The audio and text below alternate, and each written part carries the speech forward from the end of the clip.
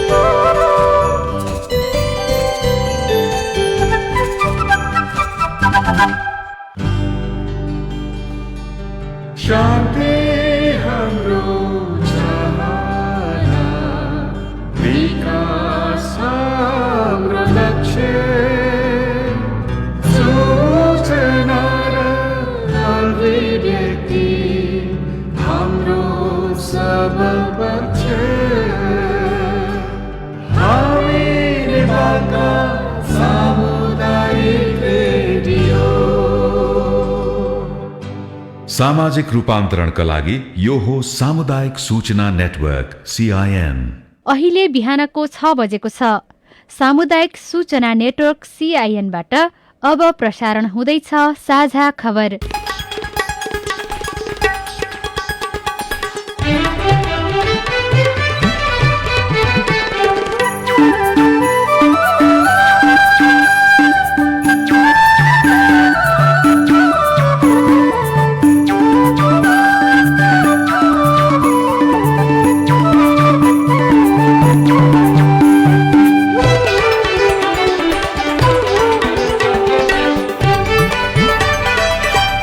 शुभ प्रभात। यो CIN को साझा खबर हो। लील प्रकाश चन्दसँगै गोविन्द खड्काको तपाईलाई स्वागत छ। सामुदायिक रेडियोबाट देशैभरि एकैसाथ प्रसारण भइरहेको साझा खबर CIN खबर.com र मोबाइल एप CIN बाट पनि सुन्न सकिन्छ। आज 2078 साल असार 4 गते शुक्रबार जुन 18 तारिक सन् 2021 नेपाल सम्बत 1141 ज्येष्ठ शुक्ल पक्षको अष्टमी तिथि। साझा खबरमा प्रमुख खबरका शीर्षकहरू। चीनबाट 40 लाख कोरोना विरुद्धको खोपको मात्रा ल्याउने सुनिश्चित, भारतबाट भने अझै अनिश्चित। सिन्धुपाल्चोकमा अझै बाढी पहिरोको त्रास, जाजरकोटमा 7 जना बेपत्ता। संविधानमा आफ्नो अधिकारको व्याख्या गर्दै राष्ट्रपति, प्रधानमन्त्री र सभामुखको सर्वोच्च अदालतलाई जवाब। कांग्रेसको महाधिवेशन सरेको सरै, जसपाको यादव पक्षबाट 9 मन्त्री निष्कासन। राजधानी काठमाडौँको फोहोर उठाउन फेरि रोकियो। 16 वर्षदेखि फोहोर व्यवस्थापन आयोजना अलपत्र, अन्तरिक्षमा पठाएको नेपाली सेटेलाइट पृथ्वीतिर झर्दै।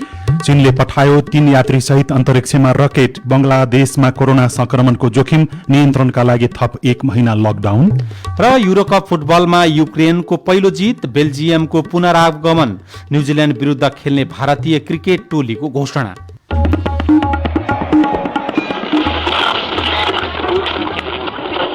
सयौं रेडियो, हजारौं रेडियो कर्मी र करोडौं नेपालीको माझमा यो हो सामुदायिक सूचना नेटवर्क CIN। साझा खबरमा सबभन्दा पहिले नेपालमा फेरि कोरोना विरुद्धको खोपको मात्रा आउन लागेको प्रसंग। चीनको खोप उत्पादन कम्पनी साइनोफार्मले नेपाललाई अबको 2.5 महिनामा 40 लाख डोज भेरोसेल खोप उपलब्ध गराउने सुनिश्चित गरेको छ। नेपाल सरकारले आफ्नो अनुकूलता अनुसार जुन महिनामा 10 लाख, जुलाईमा 20 लाख र अगस्तमा 10 लाख डोज खोप खरिद गर्न सक्ने गरी साइनोफार्मले आवश्यकता आश्वास्त तुल्याएको छ। सरकारले पनि चीनबाट खोप खरिद गर्ने निर्णय गरिसकेको छ। 4 अर्ब 50 करोड़ रुपियाँ भन्दा नबढ्ने गरी चिनिया खोप भेरोसेल खरिद गर्न सैद्धान्तिक सहमति दिएको छ। गत शुक्रबार चीन र नेपालका उच्च अधिकारीहरूको छलफलपछि नेपाल सरकारले आइतबार नै खोप खरिद प्रक्रिया अगाडि बढाएको थियो। 1 वर्षमा 20% अर्थात 60 लाख नागरिकलाई खोप लगाउने पुरानै निर्णय अनुसार स्वास्थ्य मन्त्रालयले 1 करोड़ 20 लाख डोज खोप खरिदका लागि प्रक्रिया अगाडि बढाएको हो। तर सबै खोप एकैपटक भण्डारण सम्भव नभएपछि चरण चरणमा ल्याउन सरकारले तयारी गरेको बताइएको छ। अमेरिका, रूस, बेलायतले पनि नेपालको पत्रको अहिलेसम्म पनि जवाब दिएका छैनन्। कोभ्याक्स सुविधा अन्तर्गत कोभिड-19 विरुद्धको खोप 2 साताभित्र ल्याउने गरी तयारी भइरहेको पनि सरकारी अधिकारीहरूले दावी गरेका छन्। उक्त खोप आइपुगे कोभिसिल्डको पहिलो मात्रा लगाइसकेका 13,64,701 ज्येष्ठ नागरिकलाई लगाइनेछ। कोभ्याक्स अन्तर्गत गत मे महिनामै 19,20,000 मात्रा खोप पाउनुपर्ने भए पनि विश्वमै देखिएको अभावले गर्दा उक्त समय सीमा टरेको थियो। नेपालमा लगातार 5औं दिन 3000 भन्दा कममा कोरोना भाइरसको संक्रमण देखिएको छ। पछिल्लो समय कोरोनाका कारण संक्रमित हुने दर निरन्तर ओह्रालो लाग्दै गएको सरकारको तथ्याङ्कले देखाएको छ। गत 24 घण्टामा देशभर 2607 जनामा कोरोना भाइरसको संक्रमण देखिएको छ। स्वास्थ्य तथा जनसंख्या मन्त्रालयका अनुसार 24 घण्टामा देशभर रहेका 2141 जना स्वस्थ भएका छन्। हालसम्म नेपालमा कोरोना संक्रमणपछि निको हुनेको संख्या 5,45,662 पुगेको छ। 24 घण्टामा कोरोना संक्रमणकै कारण 39 जनाको मृत्यु भने भएको छ। सरकारले बाढी पहिरोको जोखिमसँगै कोभिड-19 संक्रमण लगायत पानीजन्य रोग बढ्न सक्ने भन्दै सचेत रहन सबैलाई अपील गरेको छ। स्वास्थ्य तथा जनसंख्या मन्त्रालयका सहप्रवक्ता डाक्टर समीर कुमार अधिकारीले वर्षाका कारण बाढी पहिरो सहित कोरोनाको जोखिम बढ्न सक्ने हुँदा सजग रहन आग्रह गरिएको CIN-लाई जानकारी दिनुभयो। उद्धार गर्दा, राहत वितरण गर्दा अथवा अरू कामहरू गर्दा हामीले सँगै गर्नुपर्ने हुन्छ र बर्खा सुरु भएपछि हामीलाई बढी हुने समस्या भनेको हाम्रा वासस्थानहरूमा हामीलाई क्षति पुग्ने, हामी सानो ठाउँहरूमा धेरै व्यक्तिहरू जम्मा भएर बस्नुपर्ने, हामीले पिउने पानीहरूका स्रोतहरू फोहोर हुने र हामी त्यसरी सानो ठाउँमा धेरै व्यक्तिहरू घरभन्दा बाहिर गएर बस्नुपर्ने अवस्थाहरू हुँदाखेरि संक्रमण फैलिन सक्ने अर्को डर भने लामखुट्टे जन्य रोगहरू, पानी फोहोर भएर हुने पानीजन्य रोगहरू र अहिले कोभिडको पनि एकदमै ठूलो जोखिम हुन सक्छ। त्यही भएर हामीले अलि बढी सावधानी लिनुपर्छ। कोरोनाका कारण थला परेको अर्थतन्त्रलाई पुनरुत्थान गर्नका लागि सरकारले पहल गरिरहेको छ। त्यसैका लागि विश्व बैंकले नेपाललाई 15 करोड अमेरिकी डलर अथवा 17 अर्ब 78 करोड नेपाली रुपियाँ ऋण उपलब्ध गराउने पनि निश्चित भएको छ। मेलम्चीमा विनाशकारी बाढी आएको 60 घण्टा बितिसकेको छ, तर मेलम्चीवासीको आँखाबाट त्रास अझै पनि हट्न सकेको छैन। न बाँसको ठेगान छ न घाँसको। अझै मेलम्ची र इन्द्रावती खोला केही बेर घटे जस्तो हुने र फेरि बढिहाल्ने गरेको स्थानीय नागरिकहरूले बताएका छन्। वर्षा अझै पनि रोकिएको छैन। मेलम्ची बजारमा झण्डै 150 घर पुरै डुबानमा छन्। आधा दर्जन घरका केही भाग देखिएको छ। बिहिबार साँझसम्म 3 जनाको शव भेटिएको छ। बुधबार 1 र बिहिबार 2 शव फेला परेका छन्। सिन्धुपाल्चोकमा 1 र सिन्धुलीको सुनकोशी नदी किनारमा 2 जनाको शव भेटिएको प्रहरीले जानकारी दिएको छ। बेपत्ता 20 जना मध्ये 2 चिनिया र 1 भारतीय नागरिकको शव फेला परेको हो। चिनिया नागरिक गोङ टियान छियो सिन्धुपाल्चोकको इन्द्रावती खोला किनारमा र अर्का चिनिया नागरिक चु ची झु तथा भारतीय नागरिक कमल लोचन महतोको शव सिन्धुलीको सुनकोशी नदी किनारमा भेटिएको प्रहरीले जानकारी दिएको छ। हराइरहेका 17 जना मध्ये सिन्धुपाल्चोकको हेलम्बु गाउँपालिकाका 14, 2 भारतीय र 1 चिनिया नागरिक रहेका छन्। बाढीमा फँसेका 80 जनाको नेपाली सेना, सशस्त्र प्रहरी र नेपाल प्रहरीले उद्धार गरेका छन्। सिन्धुपाल्चोकको बाढी पहिरोमा बेपत्ता भएकाहरूको खोजीका लागि 350 जना सुरक्षाकर्मी परिचालन गरिएको गृहमन्त्री खगराज अधिकारीले सीआईएनसँग बताउनुभयो। उद्धारको सँगसँगै हामीले राहतका सामग्रीहरू स्थल मार्गबाट मेलम्चीसम्म पुर्याउने र मेलम्चीबाट हवाई मार्गबाट हामीले हेलम्बुसम्म पुर्याउने काम लागिरहेका छौँ उतातिर भने आज मनाङमा हामीले नार र फुमा 2 पटक रेस्क्यु गर्यौं र दुःख छ यो क्षण हामी दुःख पाइरहनु भएको छ। अहिलेसम्म हामीले कतिलाई मिसिङ गरिरहेका छौँ, त्यो खोजिरहेका छौँ। जस्तो यो राहतको कुरालाई एकद्वार प्रणालीबाट लैजानको लागि चाहिँ तपाईहरुले के गरिरहनु भएको छ? अहिले जहाँ नजिक छ त्यहाँ धेरै थुपार्ने दुर्गममा नजाने अवस्था हुने हुँदा जिल्ला प्रशासन कार्यालय मार्फत नै सबै ठाउँमा यी राहत सामग्रीहरू पुर्याउनेको निम्ति हामीले निर्णय पनि गरेका छौँ। हिजो विपद न्यूनीकरण प्राधिकरणको र त्यसको कार्य समितिको बैठक पनि हामीले गर्यौं त्यसको बीचमा पनि र त्यहाँबाट हामीले नीतिगत निर्णय गरेका छौँ। र अहिले म 77 जिल्लाका हाम्रा जिल्ला प्रशासनका अधिकारीहरूलाई म भन्न चाहन्छु, सुरक्षाकर्मीहरूलाई भन्न चाहन्छु, तपाईहरुले गरेको योगदान उच्च कोटिको छ र फेरि पनि तपाईहरु अलर्ट रहनुहोस्। स्थानीय प्रतिनिधिहरूले कोभिडको पहिलो लहरमा जे योगदान गर्नुभएको थियो प्रदेश सरकार समेतले अहिले त्यस प्रकारको योगदानलाई अझ बढाउनु जरुरी छ। बाढी र कोभिड दुईटै सँगसँगै जुझिरहेका छौँ हामी। यसबेला सबैको सहयोग र समर्थनको लागि पनि म अपिल गर्न चाहन्छु। बाढी पहिरोका कारण जाजरकोटमा समेत 7 जना सम्पर्क विहीन भएका छन्। जाजरकोट स्थित कुशे गाउँपालिका 8 जलजला पाटनमा चौपाया चराउन गएका उनीहरू सम्पर्क विहीन छन्। लगातार वर्षा र चिसो हावा चलेका कारण उनीहरूको खोजी र उद्धारमा समस्या देखिएको त्यहाँको प्रहरी प्रशासनले जानकारी दिएको छ। त्यसैगरी बाढीग्रस्त क्षेत्रमा फँसेका 35 जनाको उद्धार भएको छ। 91 जना अझै उद्धारको प्रतीक्षामा रहेका छन्। यो मनाङको खबर हो। 3 दिनदेखि मनाङमा फँसेका 35 बाढी पीडितको हिजो उद्धार गरिए पनि 91 जनाको उद्धार हुन नसकेको रेडियो लमजुङले खबर पठाएको छ। नासो गाउँपालिका 1 सिरान तालमा फँसेका 24 र नासो 5 थेचोमा फँसेका 11 जनाको हिजो उद्धार गरियो। नासे 6 ताम्रामा फँसेका 16, नाम्राभूमि गाउँपालिकाको फू गाउँको लेकमा फँसेका 75 जनाको उद्धार हुन सकेको छैन। त्यसैगरी रेडियो त्रिवेणी डोटीका अनुसार लगातार परिरहेको वर्षाका कारण डोटीमा पहिरोमा परेर 2 बालबालिकाको मृत्यु भएको छ। हिजो साँझ जिल्लाको दिपाइल सिलगढी नगरपालिका 5 का 7 वर्षका बालक विनोद भण्डारी र 11 वर्षका बालिका जेनिसा विष्टको मृत्यु भएको जिल्ला प्रहरी कार्यालय डोटीको भनाइ उद्धृत गर्दै रेडियोले खबर पठाएको हो। अब राजनीतिक प्रसंग। कांग्रेस सभापति शेरबहादुर देउवालाई प्रधानमन्त्री बनाउन माग गर्दै 146 सांसदको हस्ताक्षर सहित सर्वोच्चमा दायर भएको रिटमा राष्ट्रपति कार्यालय, प्रधानमन्त्री र सभामुखले बिहिबार हिजो लिखित जवाब पेश गर्नुभएको छ। राष्ट्रपति कार्यालयको पत्रमा देउवाले 149 सांसदको हस्ताक्षर सहित दाबी प्रस्तुत गरे पनि 2 दलको मात्र समर्थन पत्र पेश गरेको भनिएको छ। अन्य सांसदको भने हस्ताक्षर मात्रै भएको, कतिपय हस्ताक्षरमा सांसदको दलीय हैसियत नखुलेको तथा हस्ताक्षरको सिलसिला नमिलेको पत्रमा उल्लेख गरिएको छ। प्रधानमन्त्री केपी शर्मा ओलीले भने अदालत संविधान र कानूनको व्याख्या गर्ने निकाय भएकाले उसले प्रधानमन्त्री नियुक्ति गर्न नसक्ने जिकिर गर्नुभएको छ। सभामुख अग्निप्रसाद सापकोटाले भने राष्ट्रपति विद्यादेवी भण्डारीलाई प्रधानमन्त्रीको विश्वासको मत परीक्षण गर्ने अधिकार नभएको बताउनु भएको छ। संविधानको धारा 76(5) बमोजिम प्रधानमन्त्रीमा नियुक्तिका लागि दावी गर्ने व्यक्तिले विश्वासको मत प्राप्त गर्न सक्ने नसक्ने आधार परीक्षण गर्ने स्थल प्रतिनिधि सभा मात्र भएको उहाँले लिखित जवाफमा पेश गर्नुभएको छ। प्रधानमन्त्रीको जिके छ, संविधानले बहुदलीय प्रणाली अंगीकार गरेको हो, निर्दलीयताको परिकल्पना गरेको छैन, दलीय अनुशासन उल्लंघन गर्ने छुट कुनै सांसदलाई छैन, प्रधानमन्त्रीमा नियुक्तिमा दलीय निर्देशन लागू नहुने र व्हिप जारी नहुने तर्क संविधान विपरीत रहेको उहाँले उल्लेख गर्नुभएको छ। देउबा प्रधानमन्त्री भए एमाले सत्तापक्ष हुने वा प्रमुख प्रतिपक्षी दल हुने भनेर उहाँले प्रश्न सोध्नु भएको छ।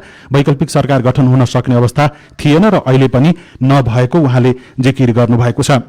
राष्ट्रपतिले गरेको काम अदालतबाट बदर हुन सक्दैन, राष्ट्रपतिको कार्यालयले भनेको छ, तर यसमा सभामुखले भने असहमति जनाउनु भएको छ। नेपाली कांग्रेसको महाधिवेशन सरेको सरै छ, फेरि नयाँ कार्यतालिका अनुमोदन भने गरेको छ। कांग्रेस केन्द्रीय समितिको बैठकले प्रस्तावित नयाँ कार्यतालिकालाई संशोधन सहित पारित गरेको कांग्रेसले जनाएको छ। कांग्रेसले भदौ 16 गतेदेखि 19 गतेसम्म महाधिवेशनको कार्यतालिका तय गरेको थियो। नयाँ तालिका अनुसार तल्लो अधिवेशन साउन 12 गतेदेखि हुने भएको छ।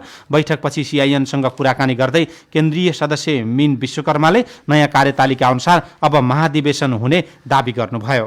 महाधिवेशनको मिति चाहिँ 16 देखि 19लाई यथावत राखेर असार 5 गतेदेखि गर्ने भनिएको स्थानीय अधिवेशनहरू चाहिँ साउनको 12 देखि गर्ने भयो। अब 12 गतेसम्ममा चाहिँ जुन सदस्यता विवाद छ त्यो विवाद टुङ्गिन्छ होला त? त्यो विवाद चाहिँ असार 20 गतेसम्ममा गर्ने भनिएकोमा समितिले ग्रेस 10 दिन मागिराख्नु भएको छ। त्यसलाई समन्वय गर्ने, मिलाउने, निर्णय यही गर्ने भनेको छ।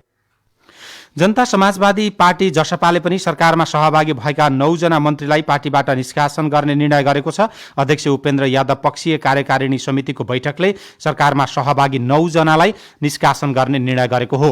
यसअघि यो समूहले अध्यक्ष महन्त ठाकुर, वरिष्ठ नेता राजेन्द्र महतो, नेताहरू शर्मेन्द्रनाथ शुक्ल र लक्ष्मणलाल कर्णलाई निष्कासन गरेको थियो।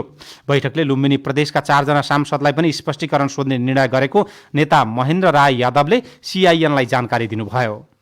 उहाँहरूलाई हामीले सदन संस्थाबाट हटाएका हौं। मन्त्रीहरूलाई 7 दिनको स्पष्टीकरण सोधिएको छ र निर्वाचन आयोगमा उहाँहरूलाई कारबाहीको प्रक्रिया हामीले अगाडि बढाएको थियौं। निर्वाचन आयोगले मान्यता दिएन, निष्पक्षता निभाएन र पूर्वाह गरी ढंगले निर्वाचनले फैसला गर्यो। त्यसकारणले हामीले अब अधिकारिताको लागि दफ्तर प्रक्रिया अगाडि बढाउने दफा 43 र 44 को अनुसार दोस्रो लुम्बिनीको बारेमा 4 जना अब जुन हाम्रो विधायकहरूमाथि कारबाही थियो 5 दिनको भित्रमा उहाँहरूसँग स्पष्टीकरण सोध्ने, त्यो स्पष्टीकरणको जवाबपछि के जवाब आउँछ त्यसपछि छलफल गरेर अगाडि बढ्ने कुरा भएको छ।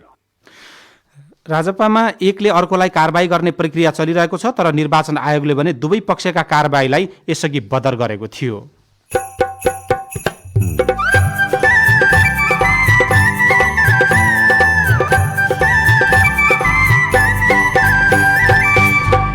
सामुदायिक सूचना नेटवर्क सीआईएन मार्फत देशभरि प्रसारण भइरहेको साझा खबरमा विपदको बेला सांसद र संसदीय समितिको छलफलमा कमी, यो चाहिँ सचिवालयले मान्यता नदिएको भन्ने कुरा गलत हो। संसदीय समितिले गर्ने निर्णयका लागि सचिवालयले मान्यता दिइरहनु पर्दैन, तर माननीय ज्यूहरू स्वयंले बनाउनु भएको नियमावलीमा त्यस सम्बन्धी व्यवस्था छैन। अन्तरिक्षमा पठाएको नेपाली सेटेलाइट पृथ्वीतिर झर्दै चीनले पठायो 3 यात्रीसहित अन्तरिक्षमा रकेट लगायतका खबर बाँकी छन्। सीआईएनको साझा खबर सुन्दै गर्नुहोला। शरीर हुन्छ अङ्ग भङ्ग जसले तेजाब छर्छ, ती व्यक्तिले कानुन दण्ड भोग्नै पर्छ। तेजाब हानि शरीरका संवेदनशील अङ्ग, क्षति नष्ट गरी जसले पार्छ अङ्ग भङ्ग। 20 वर्ष जेल 10 लाख क्षतिपूर्ति भर्छ। तेजाब हानि जसले मानवीय क्षति गर्छ, तेजाबको कारणबाट पीडितको ज्यान गए, पीडकालाई हुन्छ ज्यान मारेको सजाय। कसुरदारलाई कारबाही पक्का पक्की हुन्छ, घटना हुन साथै पहिले उजुर गर्नु पर्छ। कसुरदार उम्क्यो भने झन् विनाश गर्छ, तेजाब हान्ने अपराधीलाई दण्ड दिनै पर्छ। युएन ओडिसीको सहकार्यमा महान्यायाधिवक्ताको कार्यालय। कोरोनाबाट मात्र नभई मौसम परिवर्तनका कारण बालबालिकामा रुगाखोकी लाग्ने, ज्वरो आउने जस्ता समस्याहरू पनि देखिएका हुन सक्छन् भनी यस्ता लक्षणहरू देखिए लापरवाही नगरी तत्कालै स्वास्थ्य परीक्षण वा पीसीआर टेस्ट गराउनुहोस्, किनकि यी कोरोनाका लक्षण पनि हुन सक्छन्। जनहितका लागि राष्ट्रिय स्वास्थ्य शिक्षा सूचना तथा सञ्चार केन्द्र र प्लान इन्टरनेशनल नेपालद्वारा प्रसारित सन्देश। प्रणाम मेयर साहब। प्रणाम मैडम। मेयर साहब, नगरपालिका में विकास निर्माण के योजना त गजबे ले आइल बानी, लेकिन का मैडम अपने के चित्त ना बुझल की? विकास निर्माण के काम त निमन से ही हो रहल बा, लेकिन नगर के भीतर बाल श्रम हो रहल भी सुनल जाता। का कैसन अनुगमन कर रहल बानी? हाँ मैडम, हमने भी बाल बालिका के श्रम युक्त काम में लगाइल कहूँ कहूँ देखत बानी। ऐसे बाल श्रम लगावे वाला के समझावे के और कानून बमोजिम कार्यवाही भी कर रहल बानी। हाँ नु मेयर साहब, बाल श्रम निवारण के खातिर 18 वर्ष नीचा के बाल बालिका सबके कोनो भी श्रम युक्त काम में ना खटावल जाला। आ बाल श्रम करावल कानून विपरीत है। हाँ मैडम, बाल बालिका के उज्जवल भविष्य ला बाल श्रम निवारण कर ही के पड़ी। बाल श्रम निवारण करे के हमने सबके जिम्मेवारी है। बाल श्रम निवारण के खातिर अपने हमनी सब जुटल जाओ। समृद्ध नेपाल आ उज्जवल भविष्य ला बाल श्रम मुक्त स्थानीय तह घोषणा अभियान में सहभागी भइल जाओ। केनहु बाल श्रम हो रहल देखला में तुरंते रउआ स्थानीय तह चाहे नजिक के श्रम कार्यालय में जानकारी कराई।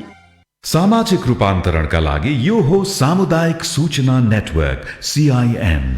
तपाईँ अहिले देशभरिका सामुदायिक रेडियो CINखबर.com र मोबाइल एप CIN-बाट एकैसाथ साझा खबर सुनिरहनु भएको छ। अब काठमाडौँबाट पत्र पत्रिकाले छापेका खबर। कान्तिपुर दैनिकले पहिलो पन्नामै नेपाली स्याट 1 खरानी हुँदै शीर्षकमा खबर छापेको छ। अन्तरिक्षमा पठाएको 6 महिनासम्म मात्रै काम गर्न सक्ने भनिएको नेपालको पहिलो स्याटेलाइट नेपाली स्याट 1 ले हिजो 2 वर्ष पूरा गरेको छ। सन् 2019 को जुन 17मा अन्तर्राष्ट्रिय अन्तरिक्ष केन्द्रबाट नेपाली स्याट 1 सहित श्रीलंकाको राभाना 1 र जापानको इगुसु स्याटेलाइट एकैसाथ अन्तरिक्षमा छोडिएको थियो। सुरुमा पृथ्वीको सतहदेखि 420 किलोमिटर माथि घुमिरहेको नेपालको झण्डा अंकित स्याटेलाइट पछिल्लो समय पृथ्वीतर्फ झर्दै गइरहेको छ। हिजो नेपाली स्याटेलाइट पृथ्वीदेखि 330 किलोमिटर माथि घुमिरहेको थियो। वाट्स 3 मिशन अन्तर्गत छाडिएको यो क्यूब स्याटको आयु 6 महिना भनिएको थियो। स्याटेलाइटका निर्माणकर्ता एवं नास्टका इन्जिनियर हरिराम श्रेष्ठले भन्नुभयो, स्याटेलाइटले अन्तरिक्षमा 2 वर्ष पूरा गरेको छ। अन्तरिक्षमा नेपाली स्याटेलाइटले 730 दिन बिताइसकेको छ। 2 वर्षमा पृथ्वीको 11,400 फन्को मारेको पाइएको छ। भित्री पन्नामा छिटफुट भइरहेका निर्माणका काम बर्खाले ठप्प शीर्षकमा अर्को खबर छ। निषेधाज्ञा भए पनि बर्खा अघि सक्नै पर्ने केही सडक र पुल निर्माणको काम फेरि रोकिएको छ। निषेधाज्ञाले विकास निर्माणका काम रोकिए पनि बर्खादेखि सक्नै पर्ने थोरै आयोजना मात्र चालू थिए। ती आयोजना पनि केही दिनदेखि जारी वर्षाले ठप्प बनेको सडक विभागले जानकारी दिएको छ। राजधानी दैनिकले अब निर्माण क्षेत्र र उद्योग खुला शीर्षकको खबर छापेको छ। पहिलो पृष्ठमा छापिएको खबरमा सरकारले कोरोना नियन्त्रणका लागि जारी निषेधाज्ञालाई क्रमशः खुकुलो बनाउँदै जाने नीति तय गरेको छ। कोभिड-19 व्यवस्थापन निर्देशक समितिको दोस्रो बैठकले निर्माण क्षेत्र र उद्योग खुला गर्ने निर्णय गरेको पत्रिकाले लेखेको छ। नागरिक दैनिकले बाढी पहिरोले 31 सडक खण्ड अवरुद्ध शीर्षकको खबर छापेको छ। बाढी पहिरोले देशभरका 31 ठाउँमा सडक अवरुद्ध भएकोमा हिजो साँझसम्म 15 खण्ड एकतर्फी रूपमा सञ्चालनमा ल्याइएको छ। सडक विभागले पछिल्लो समय आएको बाढी पहिरोले विभिन्न राजमार्गको 31 सडक खण्ड अवरुद्ध हुँदा दर्जनौं ठाउँहरू सम्पर्क विच्छेद भएको जानकारी दिएको छ। बाढीले जलविद्युत क्षेत्रमा सबभन्दा धेरै क्षति गरेको छ। कान्तिपुर दैनिकले लेखेको छ, कास्की र लमजुङमा मात्रै 10 आयोजना प्रभावित भएका छन्। नयाँ पत्रिका दैनिकले अर्थ पृष्ठमा सरकारी कर्मचारी र सामाजिक सुरक्षा कोषमा आबद्ध कर्मचारी बीच पेन्सनमा विभेद शीर्षकको खबर छापेको छ। सरकारी कर्मचारीले निवृत्ति भरण कोषबाट पाउने पेन्सनका तुलनामा निजी क्षेत्रका कर्मचारीले सामाजिक सुरक्षा कोषबाट पाउने पेन्सन आधा कम हुने पाइएको छ। सरकारी कर्मचारी र सरकारको समेत गरेर निवृत्ति भरण कोषमा 12% जम्मा हुन्छ, तर सामाजिक सुरक्षा कोषमा निवृत्ति भरण योजनाका लागि कर्मचारी र रोजगारदाताले गरी 20% जम्मा गर्छन्। तर सेवा निवृत्त भएपछि पेन्सन लिने बेला चाहिँ 20% जम्मा गर्नेको तुलनामा 12% जम्मा गर्नेले दोब्बर पाउने कानुन बनेको छ। मुना कुँवरले लेख्नु भएको छ। नयाँ पत्रिका दैनिकले ल्यान्डफिल साइट उद्घाटन कहिले 16 वर्षदेखि आयोजना अलपत्र, राजधानीको फोहोर फेरि रोकियो शीर्षकमा खबर छापेको छ। हर दिन 150 ट्रक फोहोर जाने सिसडोलको बाटो पिच नभएकाले वर्षामा बाटोमा ट्रक र काठमाडौँमा फोहोर रोकिन्छ। उता नुवाकोटको बन्चरे डाँडामा ल्यान्डफिल साइट बनाउन 2062 सालमै पहल भए पनि काम ढिलो हुँदा जाइकाको 2 अर्ब 10 करोड रुपैयाँ फिर्ता भयो। सरकार आफैले बनाउन सुरु गरेको आयोजना अहिलेसम्म पनि अपुरो रहेको छ। पछिल्लो 1 दशकमा देशभर साना ठूला हजारौं आयोजना शिलान्यास र उद्घाटन भए। देशका प्रधानमन्त्रीदेखि गाउँका वडा अध्यक्षसम्मले रिबन काट्न तछाड मछाड गरे। तर नुवाकोटको बन्सरी डाँडामा निर्माणाधीन अत्याधुनिक ल्यान्डफिल साइटप्रति कसैको पनि चासो गएको छैन। 16 वर्षदेखि उद्घाटनको पर्खाइमा छ। उता उद्घाटनको रहर पूरा भए पनि सम्मेलन केन्द्र निर्माण अधुरो शीर्षकमा अर्को खबर छ। 16 वर्षदेखि अलपत्र ल्यान्डफिल साइट अलपत्र छ। प्रधानमन्त्री केपी शर्मा ओलीको ध्यान भने अपूरा आयोजना उद्घाटन गर्नेमा केन्द्रित रहेको भन्दै टिप्पणी गरिएको छ। अब विदेशका खबर। चीनले हिजो आफ्नै अन्तरिक्ष केन्द्र निर्माणका लागि 3 जना अन्तरिक्ष यात्री सहितको झेन्जाउ 12 रकेट प्रक्षेपण गरेको छ। तिनीहरूले नाम दिएको नयाँ अन्तरिक्ष केन्द्र निर्माण यी अन्तरिक्ष यात्रीले काम गर्नेछन्। उनीहरू अन्तरिक्ष केन्द्रमा 3 महिना बस्नेछन्। हाल संयुक्त राज्य अमेरिका र रुससँग मात्र अन्तर्राष्ट्रिय अन्तरिक्ष केन्द्र छन् जहाँ पृथ्वीबाट पठाइएका अन्तरिक्ष यात्रीहरू महिनौं बसेर अध्ययन र अनुसन्धानका कामहरू गर्ने गर्छन्। हुन त चीनले यसअघि पनि अन्तरिक्षमा मानव पठाइसकेको छ। यो चीनको 7औं मानवसहितको अन्तरिक्ष यात्रा रहेको अन्तर्राष्ट्रिय सञ्चार माध्यमले लेखेका छन्। र बङ्गलादेशमा पछिल्लो समयमा कोरोना भाइरसको प्रकोप बढ्दै गएपछि त्यहाँ जारी रहेको लकडाउन 1 महिना थप गरिएको छ। बङ्गलादेश सरकारले भाइरसको प्रकोप नघटेपछि जारी रहेको लकडाउनलाई 1 महिना थप लम्ब्याउने निर्णय हिजो गरेको बीबीसीले लेखेको छ। अब खेलकुदका खबर। बेल्जियमले 16औं संस्करणको युरोकप फुटबलमा उत्कृष्ट पुनरागमन गर्दै लगातार दोस्रो जित निकालेको छ। कोपनहेगनमा गैराती भएको खेलमा डेनमार्कलाई 2-1 गोल अन्तरले पराजित गर्दै बेल्जियमले लगातार दोस्रो जित निकालेको हो। डेनमार्कमाथिको यस जितसँगै बेल्जियम अन्तिम 16मा समेत प्रवेश गरेको छ। बेल्जियम नकआउट चरणमा पुग्ने दोस्रो टिम पनि हो।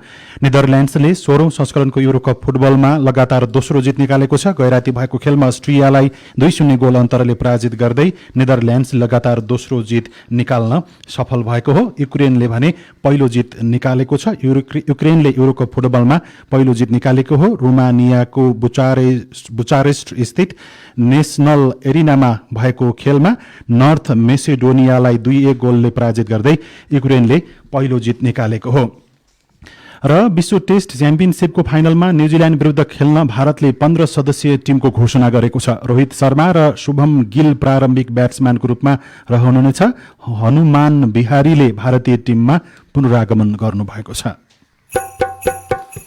भर्चुअल बैठकको भत्ता विवादले संसदीय समितिका बैठक बस्न सकेनन्। कोरोना र बाढी पहिरोको विपदमा संसद र सांसदको भूमिका कमजोर। रेडियो रिपोर्ट, अरू खबर र कार्टुन पनि बाँकी नै छ। सीआईएनको साझा खबर सुन्दै गर्नुहोला। तपाईले सीआईएनको साझा खबरका मुख्य शीर्षकहरू नेपाल टेलिकमको सिम भएको मोबाइल नम्बरबाट पटक पटक जुनसुकै बेला निशुल्क सुन्न सक्नुहुन्छ। 32100 डायल गर्नुहोस् र दैनिक समाचार, स्वास्थ्य, कोभिड-19, कृषि, मौसम, प्रकोप र अधिकारका बारेमा पनि निशुल्क सुन्नुहोस्। 32100 सूचनाको सञ्चार। सामुदायिक वन उपभोक्ताहरूको सामूहिक बीमा सम्बन्धी सूचना। 77 जिल्लाका सबै सामुदायिक वन उपभोक्ताहरूका लागि वनमा लागेको आगोबाट वा वन्यजन्तुको आक्रमणबाट हुने मानवीय क्षतिको सामूहिक बीमा गरिएको छ। कतै यस्तो घटना भएमा सामुदायिक वन उपभोक्ता महासंघ नेपालको फोन नम्बर 016616 मा तुरुन्त जानकारी गराउनु हुन अनुरोध छ। बीमा अवधि 2077 साल माघ 1 गतेदेखि 2078 साल असार 31 गतेसम्म। सामुदायिक वन उपभोक्ताहरूको हितका लागि अमेरिकी अन्तर्राष्ट्रिय विकास नियोग USAID को आर्थिक सहयोगमा सञ्चालित हरियो वन कार्यक्रम, सामुदायिक वन उपभोक्ता महासंघ नेपाल र अकोराब। सामाजिक रूपान्तरणका लागि यो हो सामुदायिक सूचना नेटवर्क CIN। साझा खबरमा अब सांसदहरूको बैठक र भत्ताको विवादको प्रसंग। विपद र महामारीको बेला संसदीय समितिहरू अझ बढी सक्रिय भएर सरकारले गरेका काम कारबाहीको अनुगमन गरी आवश्यक निर्देशन दिनुपर्ने हो। निषेधाज्ञाका कारण भौतिक रूपमै उपस्थित भएर छलफल गर्न नसकिए पनि भर्चुअल अर्थात् भिडियोको माध्यमबाट पनि समितिका बैठकहरू बस्न सक्छन्। तर भर्चुअल बैठक बसेपछि सांसदलाई भत्ता दिने वा नदिने भन्ने विवादले बैठक बस्न सकेका छैनन्।